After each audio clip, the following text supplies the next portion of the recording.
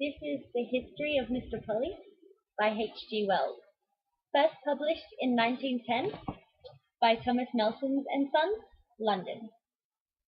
This book received very positive reviews when it was first written, including a 3-page review published in the July 1910 edition of the Smart Set, which was a famous American literary magazine, fundamental in exposing up-and-coming authors and new work to the greater public.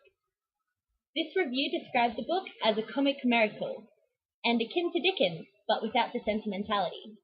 This book was so popular it was even made into a movie in 1949, which also had great critical reviews.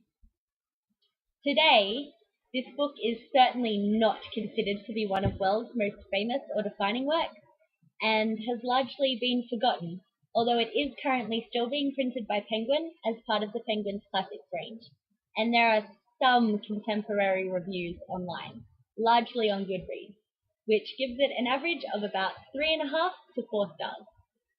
This particular edition is reprint. It was made for the Collins Classic Schools collection, which we can see here on the back strip or the spine. It was published by Collins, London and Glasgow, which is shown in the imprint information on the title page. The first edition was published in 1953, and this particular copy was printed in 1962, which we can see here in the verso. As this edition was published specifically for schooling, it includes examination notes, like it says here on the front, within the end matter. So that's basically a bibliography of H.G. Wells' other work. It also includes notes and questions, which is basically an index explaining some of the jargon and language of the time. It includes a list of key passages,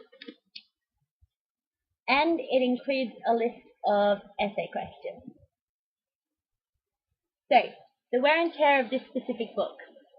It has no dust jacket, it's a hardcover, it's bound in red cloth, it's got a lot of fading and discoloration along the spine, it's also very chipped, and it is starting to develop a crack down here. The pages are very yellowed, and the binding is sewn, as you can see. On the inside, there are rips to the end pages, here, and also library stamps. So this is an ex-library book from Dubbo High School, so we can assume that the rips on the end pages are actually from where the borrowing receipt was. The library stamp at the front has been crossed out, and a calculation of a price in shillings has been scribbled next to it, with the final price converted into cents beneath that. It was sold for 40 cents, presumably by the Dubbo High School Library, and not long after the currency changed to dollars and cents in 1966. The title page contains an inscription.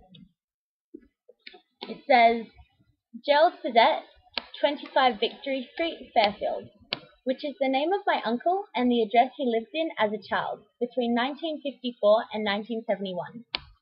I don't know how it came from Dubbo to be in my uncle's possession, but I know that my father inherited it from his older brother Gerald, and it ended up in my possession from there.